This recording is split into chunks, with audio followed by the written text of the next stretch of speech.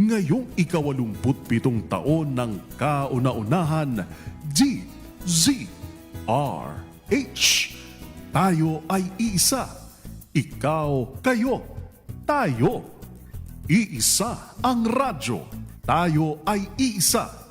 Iisa ang nag-uugnay, iisang radyo ang pinakikinggan. Tayo ay magkaisa dahil tayo ay Pilipino. DZRH 87 tayo. Saan ka man sa mundo, tayo iisa. Tayo Pilipino. Serbisyong tapat sa iyo, DZRH. Tumunog na ang gandingan para sa kalikasan. Ang itinanghal bilang Best AM Radio Program Host ay si Cesar Chavez para sa special on Saturday ng DZRH.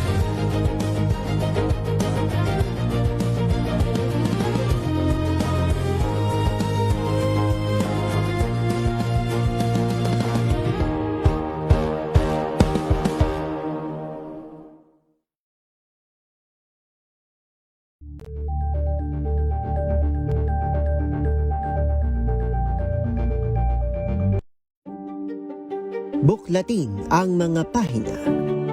Pakinggan ang boses ng lipunan. Tunghayan ang mga issue mula sa ibang katayuan. Nakakalungkot kasi deserve ba namin ng ganito? Na hindi nila alam kung ano talaga yung kanilang mga karapatan. Yung gobyerno, tinulungan nila yung kanilang magsasaka.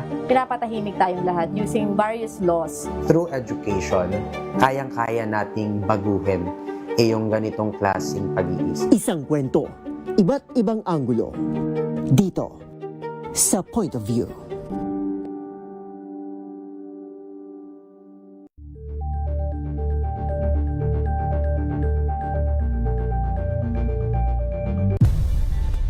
Nagsimula sa pangarap hanggang sa maabot ang tagumpay. Iba't ibang kwento, iba't ibang mukha ng atletang Pilipino. Mas pinatindi, mas pinalakas, at mas pinaaksyon sa Match Point tuwing Sabado, 12:30 ng tanghali sa DZRH TV.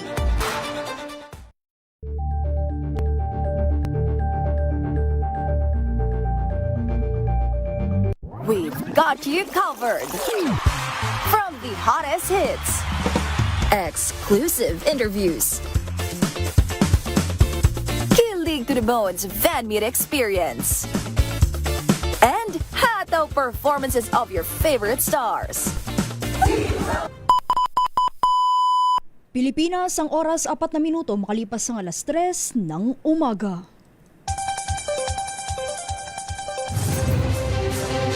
Saan man mangyari ang balita, Luzon, Visayas at Mindanao, hagip ng balita. Pronti, kinalap ng buong puwersa ng MBC Media Group mula Aksyon Radyo, radyo natin nationwide at DZRH, provincial at regional correspondents. Balita Pronti kasama si Kises Habson. DZRH Balita Pronti.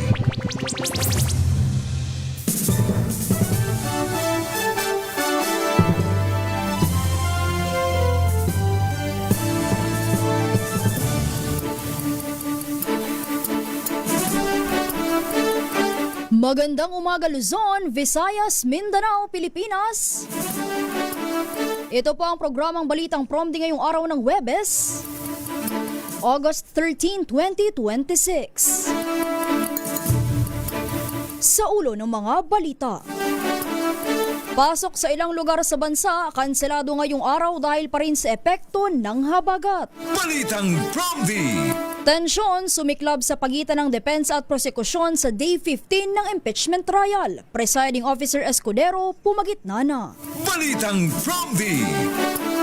Mga senador noong 2024 tumanggap ng hindi bababa sa 500 million pesos na leadership fund mula sa DPWH. Ayon yan kay Bunoan. Balitang Promdi. Net satisfaction rating ng Marcos admin nakabawi sa ikalawang quarter ng 2026 ayon yan sa SWS survey. Balitang Promdi. Deliberasyon ng Kamara sa panukalang 7.2 trillion pesos na 2027 national budget aarangkada na sa susunod na linggo. Balitang Promdi. Halos 100 truck ng mga basura nahakot sa Redemptorist Water Channel sa Parañaque City. Balitang Promdi. At 2 patay kabilang ang isang pulis sa shooting incident sa Cavite. Sospek, isa ring pulis. Balitang Promdi. Yan ang ulo ng ating mga balita dito sa programang Balitang Promdi.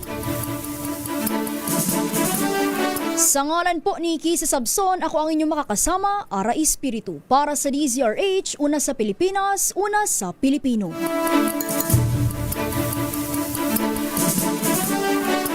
Sa detalye ng mga balita.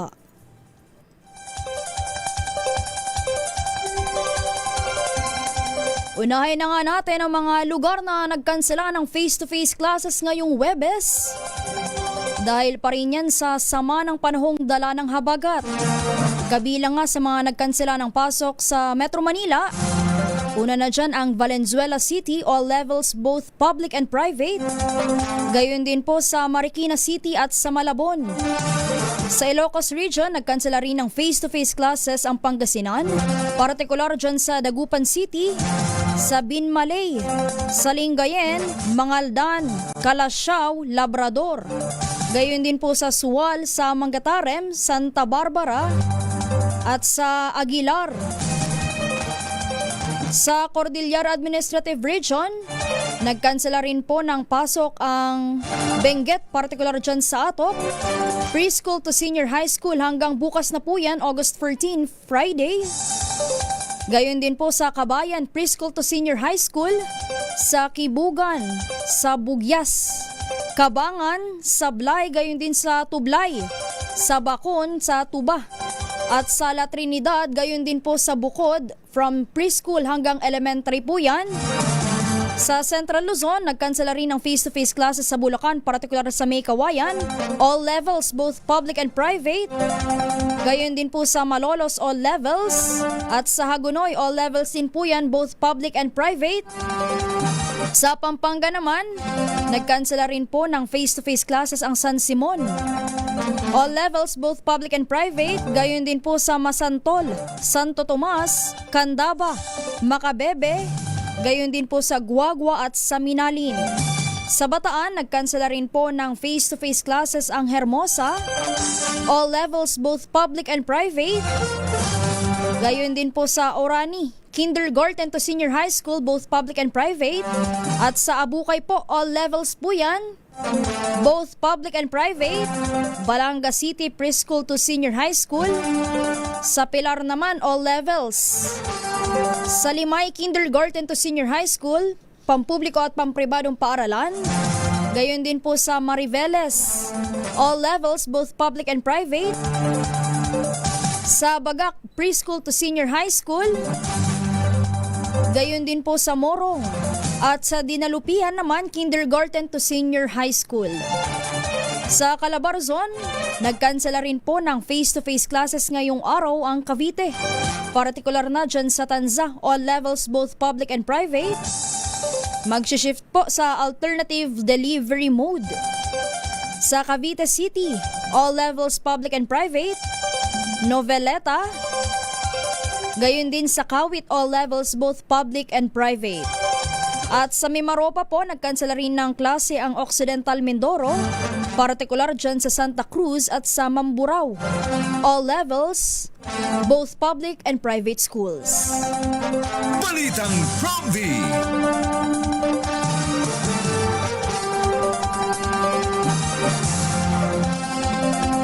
Samantala, ito sa usapin naman ng impeachment trial ni VP Sara Duterte, Sumiklab nga ang tensyon sa ika-15 araw ng impeachment trial ni VP Sara matapos magtalo ang depensa at prosekusyon sa cross-examination ng State Auditor ng Commission on Audit.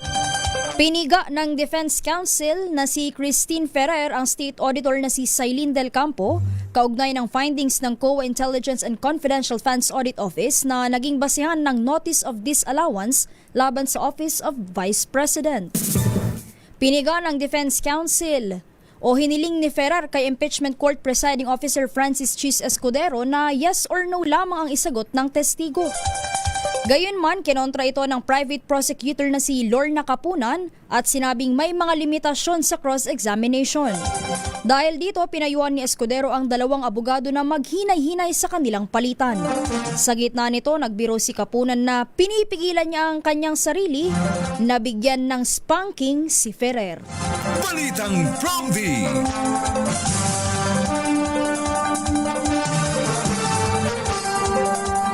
At kaugnay nga niyan, namagitan si Impeachment Court Presiding Officer Francis Chis Escudero sa mainit ngang palitan ni na Private Prosecutor Lorna Kapunan at Defense Counsel Christine Ferrer sa Day 15 ng impeachment trial ni VP Sara Duterte.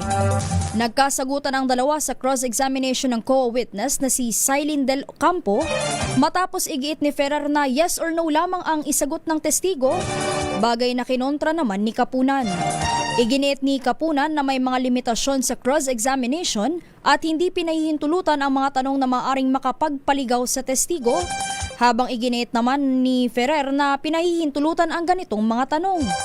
Dahil dito, hiniling ni Escudero sa 2 abogado na ibaba ang tensyon at huwag palalain ang tinawag niyang generational divide sa pagitan nila. Nagbiro nga si Kapunan na pinipigilan niya ang sarili na bigyan ng spanking si Ferrer. Bago pa ipinaalala ni Escudero na pareho silang miyembro ng bar at pantay na ituturing ng impeachment court. Balitang Promdi.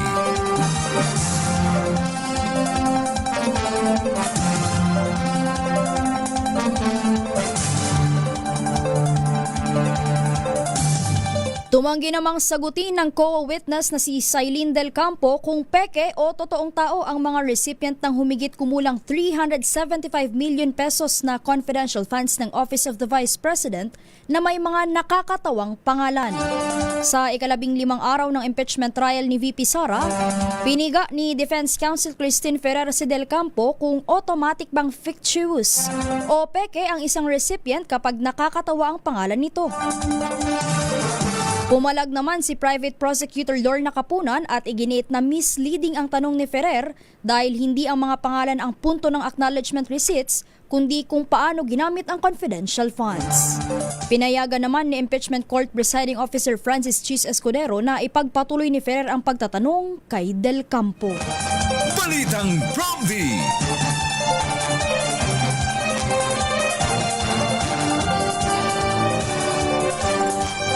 Samantala, punta muna tayo sa Negros Occidental. Ito, isang asawa raw po pinatay ng sarili ring asawa dyan sa bayan ng Calatrava sa Negros Occidental. Pakinggan natin ang report ni RH46 Rex Cantong. Patay ang 35 anyos na asawa matapos saksakin ng kanyang asawa dahil sa simpleng away ng mag-asawa dahil lamang sa kanilang motorsiklo ang naimbargo. Ang insidente nangyari sa loob ng kanilang bahay at sa harap ng kanilang mga anak sa proper ng Barangay Refugio, bayan ng Calatrava, Negros Occidental.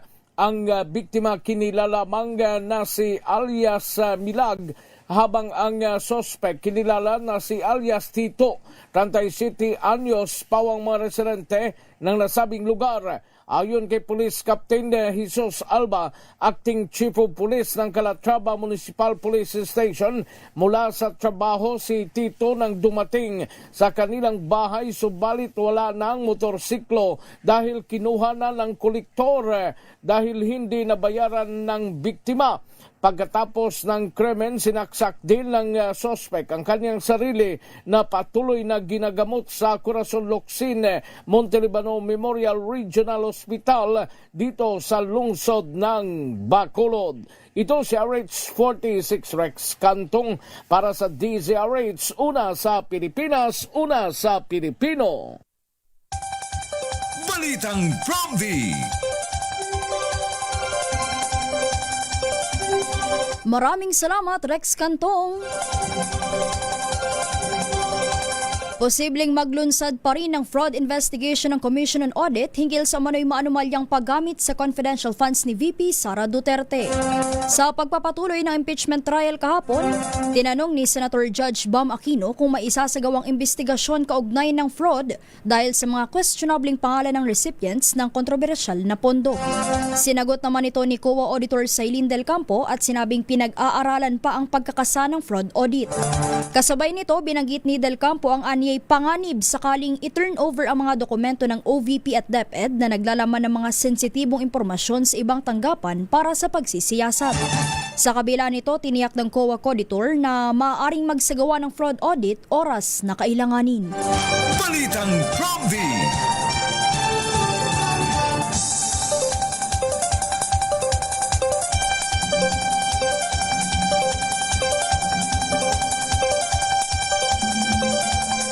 Iginiit ng House Prosecutors na matibay pa rin ang testimonya ni COA witness Sailin Del Campo matapos ang cross-examination sa ika-15 araw nga ng impeachment trial ni VP Sara Duterte.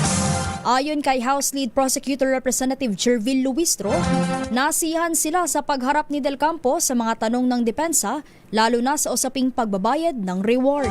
Iginiit naman ni House Prosecutor Representative Terry Ridon na hindi umano natibag ang testimonya ni Del Campo, lalo na sa paggamit ng confidential funds para sa mga taong nasa labas ng OVP at DepEd. Dagdag pa ni House Prosecution Spokesperson Attorney J. Tolosa na ilahad din sa testimonya ni Del Campo ang mga kulang na dokumento sa liquidation ng confidential funds ng OVP. Ipinaubaya naman ng House Prosecution sa Senate Impeachment Court ang pagtataya kung gaano kabigat ang testimonya ni Del Campo sa paghatol sa kaso. Balitang Promdi. 18 minuto po makalipas ang alas 3 ng umaga. Isa namang barangay Kagawad at Tanod huli sa PAT session sa loob ng Barangay Health Center sa Tayug, Pangasinan. Pakinggan natin ang report ni RH38, Freddy Fajardo. Arestado ang incumbent Barangay Kagawad at Barangay Tanod matapos silang maaktuhang nagsasagawa ng PAT session sa loob ng Barangay Health Center sa bayan ng Tayug. Bate sa ulat ni OIC Chief of Police Major Ronel Balangod, nakatanggap sila ng impormasyon na nagsasagawa ng iligal na gawain ng mga suspek sa gitna ng malakas na buhos ng ulan. Agad dinispatsa ni Major Balangod ang kanyang mga tauhan sa Drug Enforcement Unit at Intelligence Team at naaktuhan ang mga suspek sa pagsinghot ng iligal na droga kaya agad silang inaresto. Nakumpiska ang iba't ibang uri ng improvised drug paraphernalia, 2 plastic sachet na may latak pa ng shabu at 1 plastic sachet na naglalaman ng hinihinalang shabu na tumitimbang ng 1.2 grams na may street drug price na 8,260 pesos. Nasa kustodiya ngayon ng Tayug Police Station ang mga akusado at naharap sa kaso ng paglabag sa Republic Act 9165, the Comprehensive Dangerous Drug Act of 2002. Mula sa Action Radio Pangasinan, ito si Freddy Fajardo, RH38 tag-uulat para sa DZRH, una sa Pilipinas, una sa Pilipino. Balitang Promdi. Maraming salamat, Freddy Fajardo. Patuloy tayo sa ating balitaan. Nanindigan ang defense team na walang mali sa naging paggamit ng 612.5 million pesos na confidential funds ni VP Sara Duterte. Sa pagpapatuloy ng impeachment trial kahapon, muling dinepensahan na Defense Counsel Attorney Michael Poa ang paggamit ng confidential funds para sa isang Christmas party at tree planting activity. Paglilinaw ng abogado, ang nasabing pondo ay ginamit hindi para sa paghahanda o pagsasagawa ng mismong event, kundi para sa pag-secure sa kaayusan at kapayapaan ng mga ito. Giit ni Poa, sa tamang panahon ay sasagutin nila ang mga nasabing usapin para maipaliwanag kung ano ang mga pinaglaanan ng confidential funds at paano ito ginastos. Samantala, inatasan naman ng Office of the Vice President na ibalik sa pamahalaan ang higit 448 million pesos na disallowed confidential funds noong 2022 at 2023. Balitang Promdi.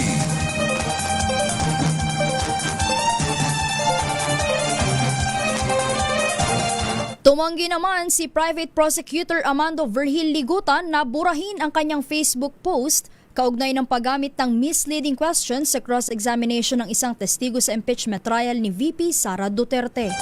Sa post ni Ligutan noong Miyerkules, iginiit niya na hindi pinahihintulutan ang misleading questions kahit sa cross-examination na nakitang may kaugnayan sa naunang palitan ng depensa at prosekusyon sa paglilitis.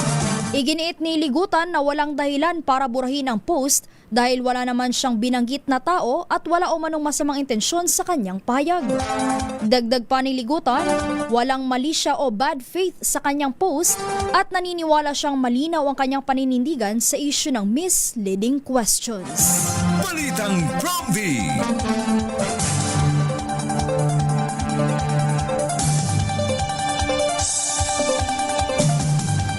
Walang nilabag sa batas si Counsel for Prosecution Attorney Virgil Ligutan. Ito ang depensa ni House Prosecutor Terry Ridon matapos i-call out ni Attorney Sheila Sison, lead prosecutor ng defense team ni VP Sara Duterte, ang social media post ni Attorney Ligutan. Ayon kay Ridon, walang pinatatamaan si Ligutan at lalong walang nilabag sa merito ng articles of impeachment laban kay VP Sara Duterte. Sa manifestation ni Attorney Sison sa impeachment court, nireklamo nito ang social media post ni Ligutan tungkol nga sa usapin ng misleading questions na naging dahilan ng mainit na debate ni na Attorney Christine Ferrer ng depensa at Attorney Lorna Kapunan ng prosecution. Patututsyada pa ni Ridon, baka may mabato ngayon ng laptop. Balitang Promdi.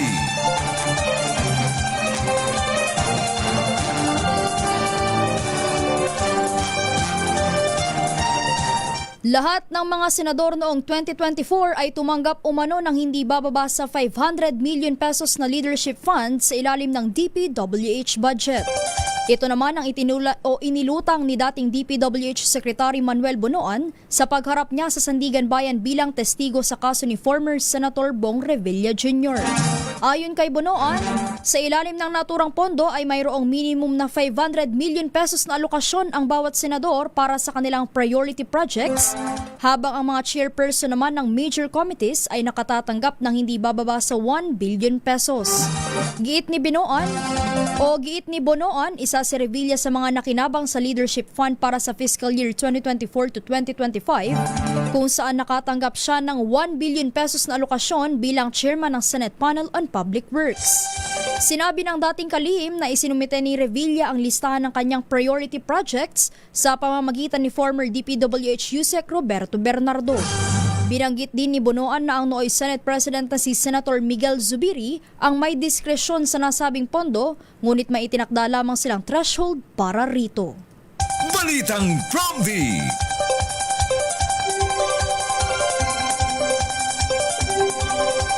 Dalawamput-apat na minuto makalipas ang alas 3 ng umaga.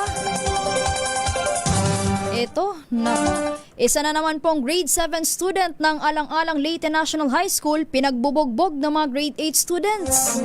Pakinggan natin ang detalye mula kay RH32 Jimmy Angay-Angay. Isang grade 7 student ng Alang-Alang National High School sa lalawigan ng Leyte nagtutulungan pinagbubogbog ng mga grade 8 student mula sa ibang paralan sa Astorga National High School. Nangyari sa Rente sa loob ng paralan sa Alang-Alang National High School at doon kinursunada at pinagtutulungan ng biktima. Nagtamo ang grade 7 student ang black eye at mga pasa sa katawan dahil sa insidente. Ayon kay Alang-Alang Leyte, Chief of Police Major Godofred Carino Santua, nakipag-ugnayan na sila sa pamilya ng biktima sa barangay Cambahanon at tiniyak mananagot sa batas ang mga responsable. Matatandaan, dumulog sa DYV Action Radio Tacloban si Ginilyn Dagami Cuartel para humingi ng tulong matapos umano nilang maramdaman na walang agarang aksyon sa kanilang reklamo. Samantala, Tiniyak naman ni DepEd Regional Director Dr. Salustiano Jimenez, DepEd Leyte Schools Division Superintendent Dr. Marisa Magan at School Principal Vernon Barasa Jr. na aksyonan ng insidente. Patuloy naman ang investigasyon ng pulisya at paralaan sa naturang insidente. Mula dito sa DYVL Action Radyo Tacloban, ito si R32 Jimmy Angay-Angay para sa DZRH, una sa Pilipinas, una sa Pilipino. Balitang Prompty. Maraming salamat, Jimmy Angay-Angay. Patuloy tayo sa ating balitaan. Ibinasura ng Korte Suprema ang petisyon na naglalayon na atasan ng Senate Blue Ribbon Committee na ilabas ang draft partial report sa manumalyang flood control project sa buong bansa. Ayon sa Korte, wala sa saligang batas at walang legal obligation para ilabas ng komite ang draft report. Nilinaw ng Korte na ang naturang ulat ay paunang dokumento at magiging bahagi pa lamang ng opisyal na records ng Senado. Dagdag pa ng Korte Suprema, magiging pinal lamang ito kung naaprubahan na ng komite at opisyal ng naisumite sa plenaryo batay sa Senate Internal Rules. Balitang Prompty.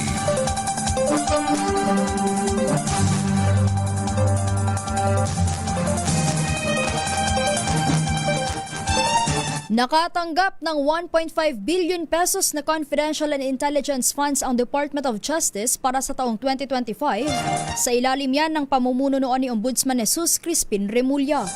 Ayon kay Caloocan Representative Edgar Erice, ito ang kauna-unahang pagkakataon sa kasaysayan ng DOJ na nakakuha ito ng naturang halaga ng confidential funds. Git ni Erice, sa initial na funding ay 350 million pesos lamang ang natanggap ng DOJ, ngunit humirit umano si Remulla ng karagdagan pang 1 billion pesos at 150 million pesos kay dating Congressman Zaldico. Balitang Prompty.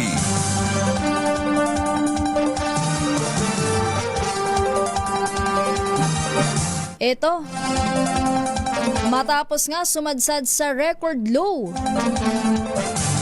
umangat o nakabawi ang satisfaction rating ng Administrasyong Marcos sa second quarter ng taong 2026. Sa survey ng social weather stations, 42% ng mga adult Pinoy ay kontento sa pangkalatang performance ng Marcos admin, habang 40% naman ang dissatisfied at 17% ang undecided. Katumbas ito ng net satisfaction rating na positive 1 o neutral batay sa klasifikasyon ng SWS. Mas mataas ito kaysa sa negative 13 na net satisfaction rating noong Marso na pinakamababang naitala sa buong termino ni Pangulong Bongbong Marcos Jr. gayon din sa nakalipas na 16 na taon.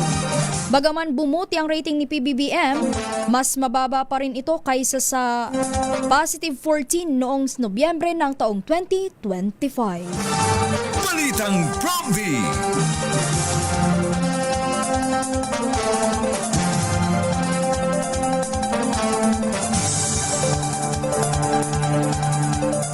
Aarangkada na sa susunod na linggo ang deliberasyon ng Kamara hinggil sa panukalang 7.2 trillion pesos na national budget para sa taong 2027. Ayon kay House Appropriations Committee Chair Representative Micaela Swansing, sisimulan ng komite ang budget hearing sa Lunes, August 17 at magtatapos sa ika-9 ng Oktubre.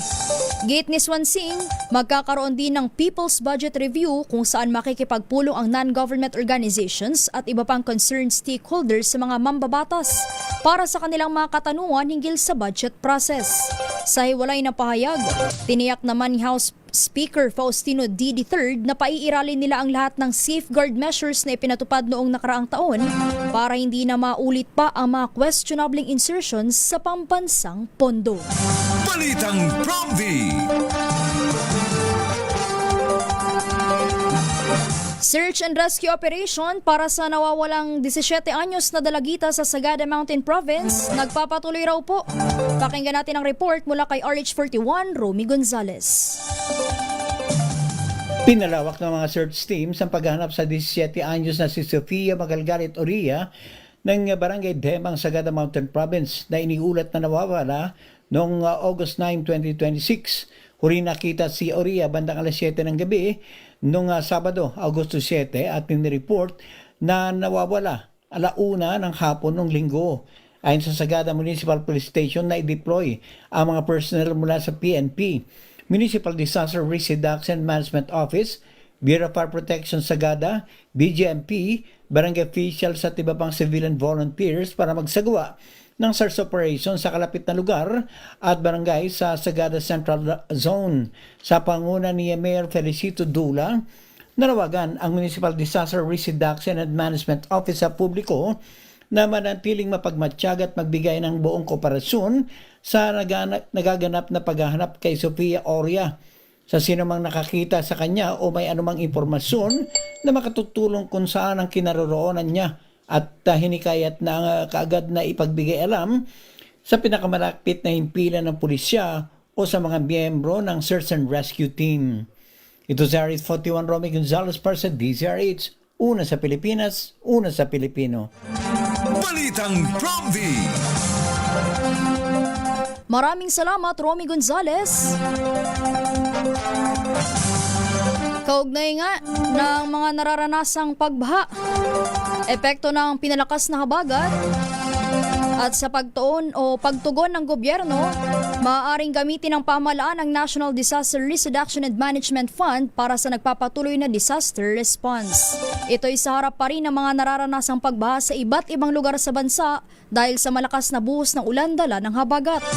Ayon sa Department of Budget and Management, as of August 7 ay mayroon pang available balance na 27.93 billion pesos ang NDRRMF mula sa kabuong alokasyon nitong 39.82 billion pesos sa ilalim ng 2026 General Appropriations Act.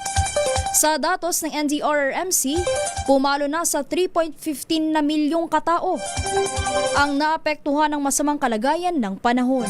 Umabot naman sa higit 2 billion pesos ang naitalang pinsala sa infrastruktura, habang nasa 197 million pesos naman sa sektor ng agrikultura.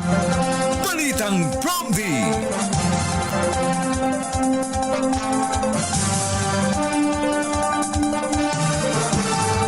Pumalo na sa higit 3 milyong katao ang apektado ng masamang kalagayan ng panahon sa hinang habagat at mga nagdaang bagyo. Ayon sa Office of Civil Defense, 21 katao ang naitalang namatay kung saan 15 rito ay sa Benguet at 3 sa Rizal at Batangas. Kabilang sa mga lugar na lubhang tinamaan ng mga pagbaha at landslide ay ang Ilocos Norte, Cagayan Valley, Central Luzon, Bicol Region, Western Visayas, Zamboanga Peninsula, Cordillera Region, National Capital Region at Mimaropa. Tinaya naman ng Office of Civil Defense na ang pinsala sa infrastruktura ng matinding kalamidad ay nasa 2.11 billion pesos, habang nasa 196 million pesos naman sa sektor ng agrikultura. Balitang Promdi.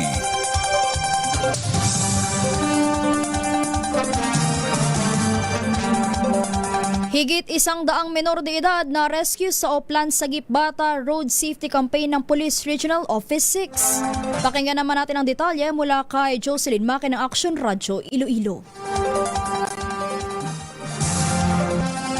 May kabuang 109 na mga menor de edad ang dinala sa mga police station sa lalawigan ng Iloilo sa pamamagitan ng pagpapatupad ng Oplan Sagip Bata, ang Road Safety Initiative ng Police Regional Office 6 na naglalayong mapigilan ang mga kabataan na madisgrasya habang nagmamaneho ng motorsiklo. Gumawa ng intervention sa mga police unit sa mga menor de edad na nagmamaneho ng walang lisensya at walang helmet, lumalabag sa curfew at naninigarilyo.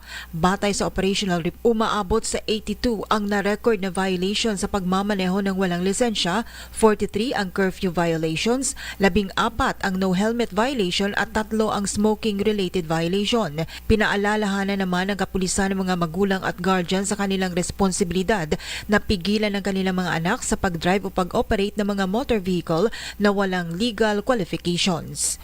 Mula sa Action Radio Iloilo, ito si Jocelyn Maki para sa DZRH, una sa Pilipinas, una sa Pilipino. Balitang Promdi. Maraming salamat, Jocelyn Maki. Bumabandera ngayon sa buong mundo ang imahe ng Pilipinas na may dagat ng basura. Ito ay matapos na tumambad ang tila dagat ng basura sa Redemptorist Water Channel sa Baclaran, Parañaque, matapos nga ang ilang araw na walang tigil na pag-ulan. Ayon sa City Environment and Natural Resources Office OIC Bernie Amurao, bumigay ang 3 nilang trash trap sa bahagi ng Manila Bay at Jokno Boulevard na siya sanang harang sa mga basura patungo sa open canal. Ang mga larawan ng basura ay tampok ngayon sa mga international media outlets gaya ng BBC. Gayon din sa Reuters at AFP News Agency na nagbibigay kahihiyan sa bansa tungkol sa umano'y garbage crisis. Bagaman hindi binanggit na krisis, mismong si Pangulong Bongbong Marcos Jr. ang nagsabi na matindi na ang problema sa basura ng bansa kasunod ng naturang insidente. Balitang Promdi! Magandang bagay na pinag-uusapan ng bansa pero hindi sa gantong usapin. Kalat nga talaga sa social media yung mga literal na dagat ng basura to ha. Sobrang dami ng basurang naipon.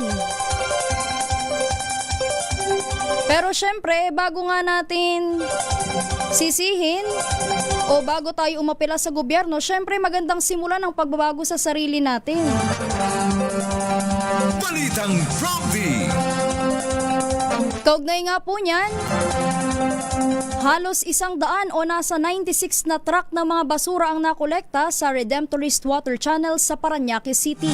Ayon sa Metropolitan Manila Development Authority, ang mga nahakot na basura ay kasunod ng malalakas na buhos ng ulan sa mga nakalipas na araw, epekto ng habagat. Sa tala ng MMDA, aabot sa 419 na metriko tonelada ng mga basura at debris ang kanilang nakolekta. Magpapatuloy naman ang clean-up operations sa naturang waterway para matiyak ang kalinisan nito. Sa hiwalay na pahayag, sinabi ni DPWH Secretary Vince Dizon na ito ang kauna-unahang pagkakataon na nakaipon ng ganoon karaming basura ang Redemptorist Waterways dahil nga sa pinagsamang epekto ng high tide at monsoon rains. Balitang Promdi!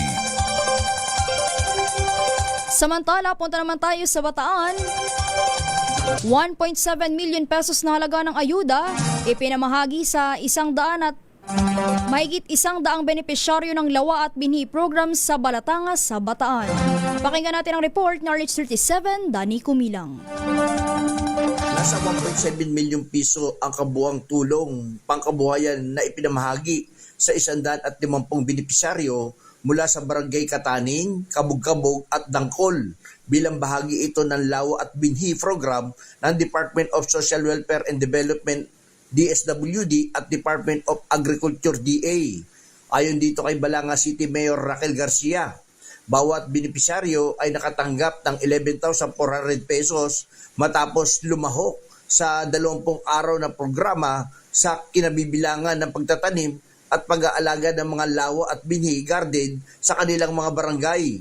Layunin ng programa na mabigyan ng karagdagang kita at kabuhayan sa mga benepisyaryo habang isinusulong ang produktibong paggamit ng lupa at pangangalaga sa kapaligiran. Nakatuon ang programa sa pagbibigay ng sustainable livelihood opportunities upang matulungan ang mga pamilya na nagkaroon ng dagdag na pagkakakitaan at mas matatag na kabuhayan. Nakiisa sa pagpapatupad ng programa ang DSWD, DA, City Agriculture Office at City Social Welfare and Development Office. Dani Kumilang, RH37, DZRH, una sa Pilipinas, una sa Pilipino. Balitang Promdi! Maraming salamat, Dani Kumilang. Magbabalik po ang programang Balitang Promdi makalipas lamang ilang paalala. Sa ating oras, 3:39 ng umaga. Tambalang Anthony Taberna at Jerry Baha ang gigising sa inyong umaga dahil lalatay ang humahagupit na diskusyon at komentaryo Lunes hanggang Biyernes sa 2x2.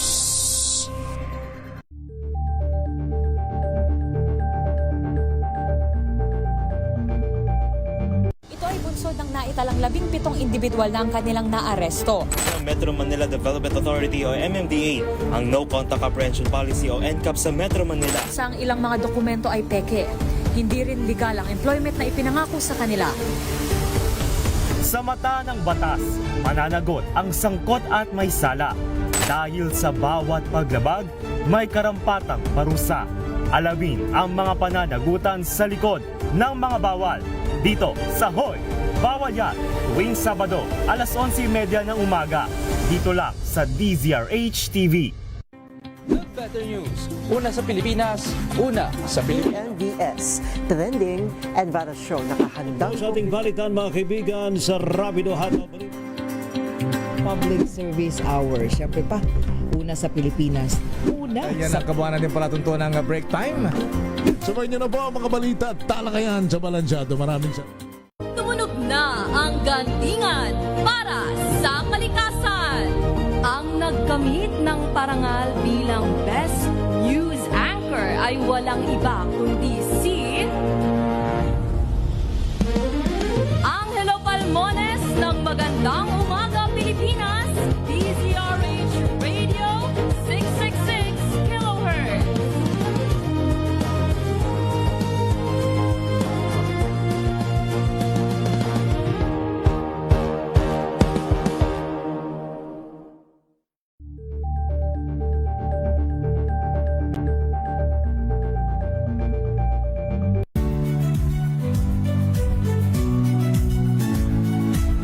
Magandang araw mga kaibigan.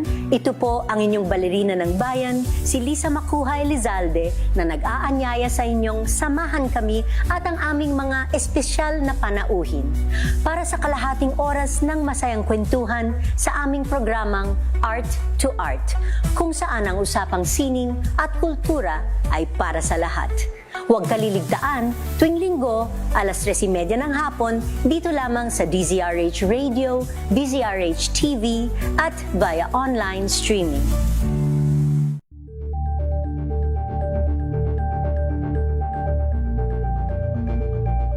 Curious ka ba sa maraming bagay? Kami na ang bahala dyan.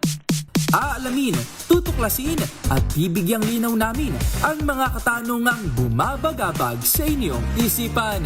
Sa programa kung saan ang bawat sagot ay galing lamang sa mga eksperto. Ang Expert's Opinion, tuwing linggo alas 3 ng hapon, dito lang sa DZRH TV.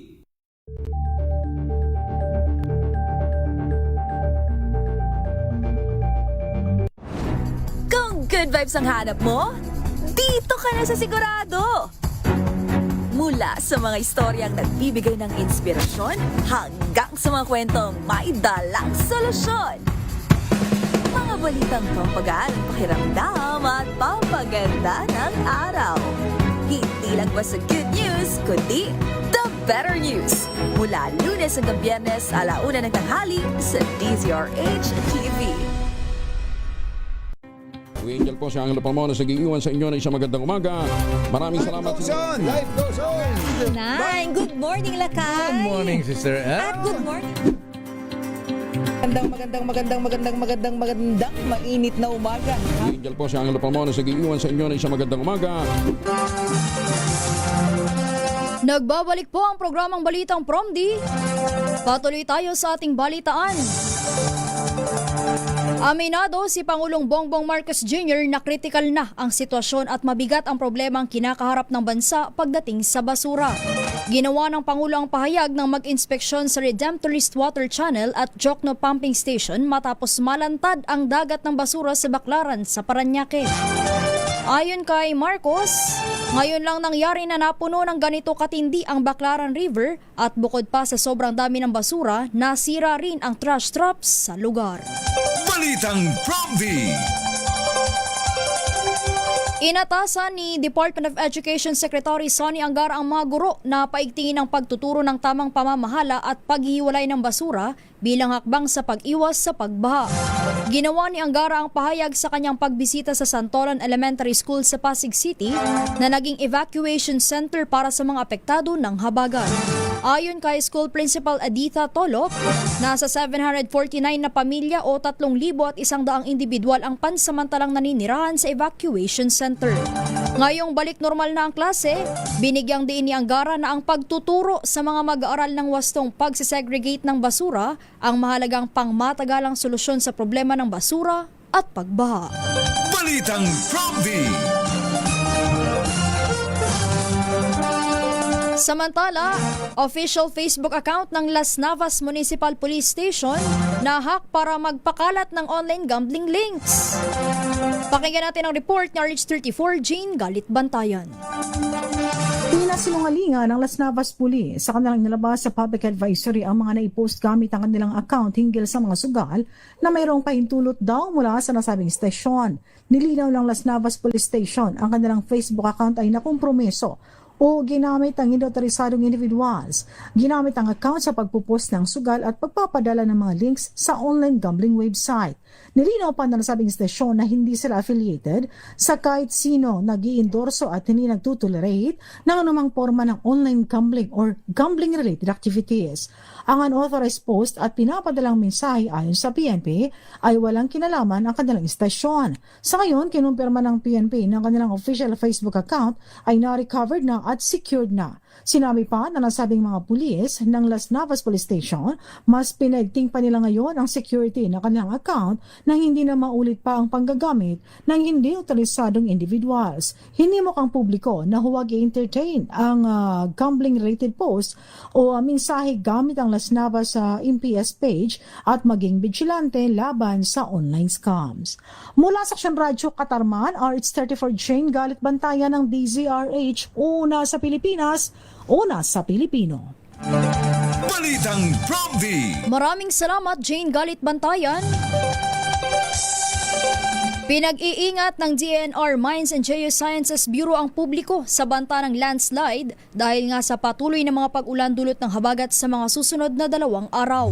Batay sa geohazard maps ng ahensya, nasa higit 3,700 na barangay sa Cordillera Administrative Region, Ilocos Region, Cagayan Valley, Mimaropa at NCR ang prone sa pagbaha at pagguho ng lupa. Dahil dito, pinapayuhan ng mga residenteng nakatira malapit sa ilog at matatarik na lugar na maging alerto at sumunod sakaling magpatupad ng preemptive evacuation ng LGU. Pinaalalahanan din ang publiko na bantayan ng anumang senyales ng paggalaw ng lupa tulad ng bitak sa pader o poste at agad na mag-evacuate kung kinakailangan. Balitang Prompty. Kanselado ang nakatakdang stargazing at telescope viewing activity ngayong araw, August 13, sa Pag-asa Astronomical Observatory sa UP Diliman Campus. Ayon sa Pag-asa, patuloy na makaaapekto sa malaking bahagi ng Luzon ang habagat na magdadala ng maulap na panahon at paminsan-minsang pag-ulan. Kailangan nila ng malinaw at maayos na kondisyon ng panahon para sa stargazing at telescope viewing. Umaasa naman ang Pag-asa na maisagawa ang aktibidad sa susunod na pagkakataon kapag mas ligtas at paborable na ang panahon. Pinapayuhan din ng publiko na manatiling ligtas at patuloy na sumabaybay sa mga opisyal na abiso ng Pag-asa. Balitang Prompty. 12 minuto po bago mag-alas 4 ng umaga, isinailalim na sa state of calamity ang buong lalawigan ng Pampanga dahil sa epekto ng southwest monsoon o pinalakas na habagat.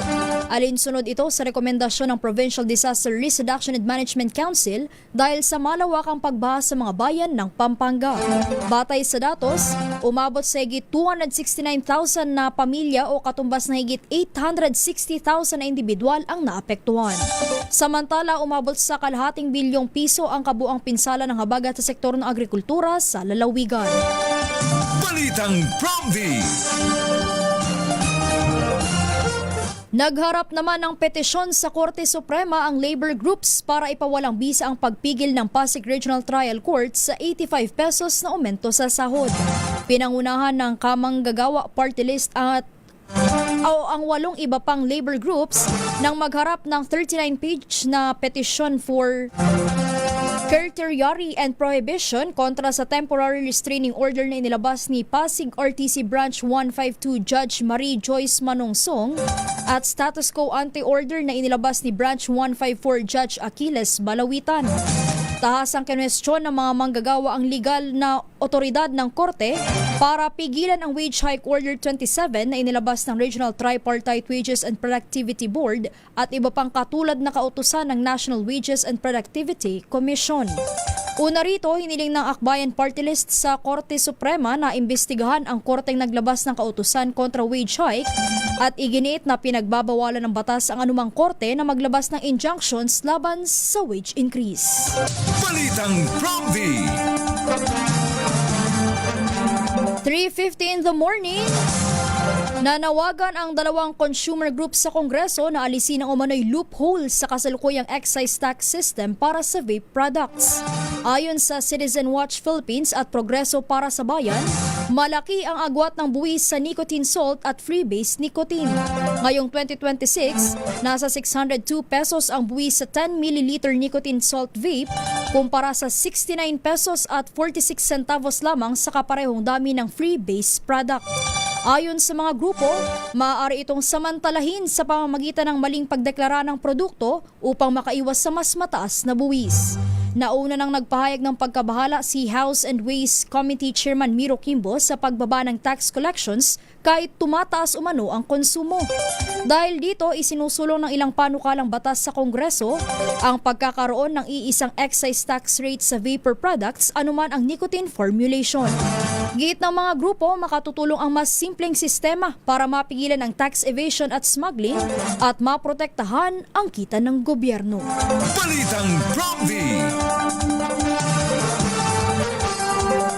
Nahaharap naman sa patong-patong na reklamo ang 3 Korean nationals at 2 Pilipino dahil sa umano'y paglabag sa mga batas sa pagmimina at kalikasan sa Masbate.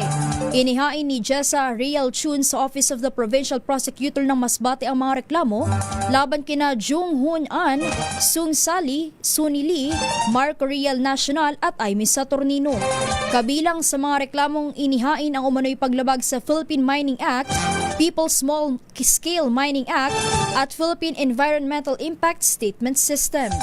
May hiwalay ding reklamong criminal trespassing laban sa 5 respondents. Sa isang press conference sa Quezon City, sinabi ni Chun na nag-ugat ang reklamo sa umano'y illegal mining at pag-angkin sa lupa na sinabi niyang pagmamay-ari niya. Inireklamo rin ni Chun ang umano'y hindi pagbabayad ng ilang taong sahod at separation pay ng kanyang asawa na nagsilbing managing director ng isa pang kumpanya mula 2023 hanggang 2026. Sinabi ni Chun na itutuloy nila ang mga kaso upang mapanagot ang mga respondent. Ayon pa kay Chun, inaasahan nilang maaaring mailabas ngayong linggo ang warrant of arrest. Kapag nailabas ito, sinabi niyang hihiling ang kanilang kampo ng kaukulang kautusan upang mapigilan ang mga akusado na makalabas ng bansa. Balitang Prompty.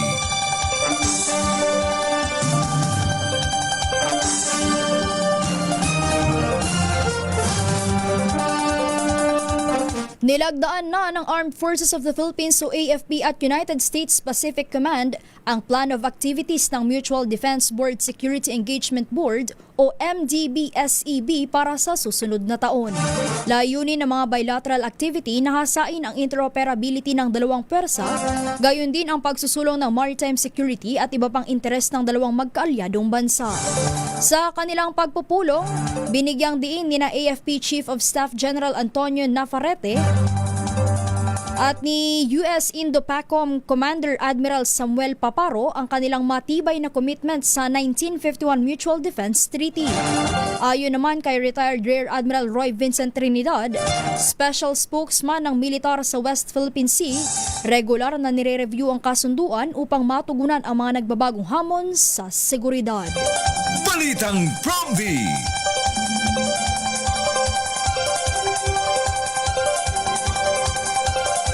Patay ang 2 katao habang isa ang sugatan sa nangyaring pamamaril sa isang resort sa Maragondon sa Cavite. Kinilala ang mga nasawing biktima na sina RJ Mojica, pulis na si Police Staff Sergeant June Mark Sisante at ang sugatan na si Police Corporal Novihindon Climacosa. Sa report ng Maragondon Municipal Police, nangyari ang insidente 1:30 ng madaling araw ng August 12 sa Maris Resort sa Barangay San Miguel sa nabanggit na bayan. Batay sa salaysay ng saksi, parehong nakainom ang mga sangkot at pauwi na sana nang magkaroon ng mainitang pagtatalo sa parking area na nauwi sa pamamaril. Agad namang nahuli ang suspect na si Corporal Rolando Ginto Jr. na kasalukuyang nasa kustodiya ng mga otoridad. Balitang Prompty. At dyan na nga po nagtatapos ang ating balitaan dito sa programang Balitang Promdi. Pero syempre, bago tayo tuluyang magpaalam, may ilang minuto pa bago mag alas 4, batiin muna natin ang mga nakatutok sa ating Facebook at YouTube Live. Syempre, sa mga nakasubaybay sa kanilang radyo at telebisyon, unahin natin dito sa ating YouTube Live. Kay Sir Steven Orica. Ito kay Sir, good morning po. Listening from Santa Rosa, California. Magandang umaga. Pagbati rin ho, ito napakakulit. Lagi ring present Virgilio Sakdalan. Good morning po. Pagbati rin kay Ronald Velasco. Gayon din kay Nel Diaz. At syempre, batiin ko rin ang aking mumi at papa Irene Hener Espiritu, nakatutok dyan sa Bicol. At ito may pinapabati ang aking mumi. Happy birthday Tita Abeth Aguilar. More birthdays to come. Pagbati rin po sa lagi ring present Becky Villanueva Tezuka. Gayon din po kay Reynaldo Rodriguez. Nakatutok naman dyan sa Novaliches, Caloocan. Pagbati rin po kay Fitz sa Tito, listening from Seoul, South Korea. At shout out raw po sa mga taga Serrano Street sa Libon, Albay. Pagbati rin po kay Rolando Miranda de la Cruz. Gayon din po kay Ferdinand Cabanos. Good morning, Lourdes Salinas Llorente. At kay Mauro John Aspiliaga. Gayon din po kay Rafael Acosta Mangaliag at kay Revelito Magallones. Good morning rin po Alan Francisco from Navotas. Gayon din po kay Antonio Tabat, watching from Binalbagan, Negros Occidental. Ito, shout out raw po kay Chanel Tabat ng Toboso. Pagbati rin po kay Sheroke. Good morning ho. Sa mga walang pasok ngayon, good for you. Pahinga muna. Pero sa mga may pasok, galaw-galaw na para makapag-asikaso. Para hindi tayo mahuli, lalo't mahirap pang pag-commute ngayon. Kahit sa pagbubuk, pahirapan ng booking dahil nga sa masamang kalagayan ng panahon.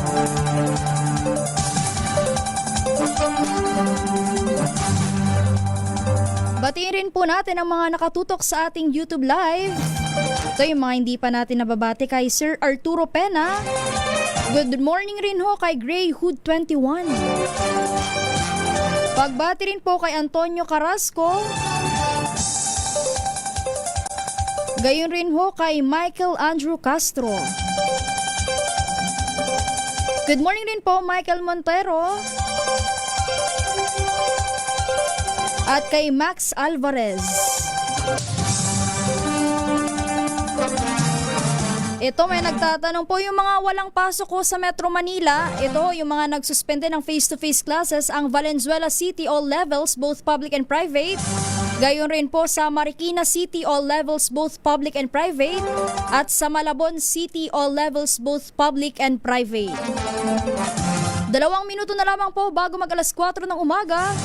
Muli, maraming salamat po sa mga tumutok sa Balitang Promdi.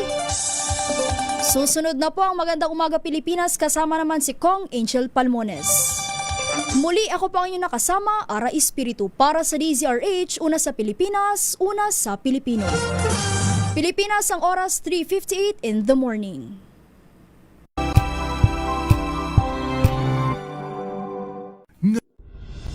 Tuloy-tuloy ang pagtulong, tuloy-tuloy ang pagseserbisyo at tuloy-tuloy ang balitaan kasama si May Binauhan sa Operation Tulong mula Lunes hanggang Biyernes.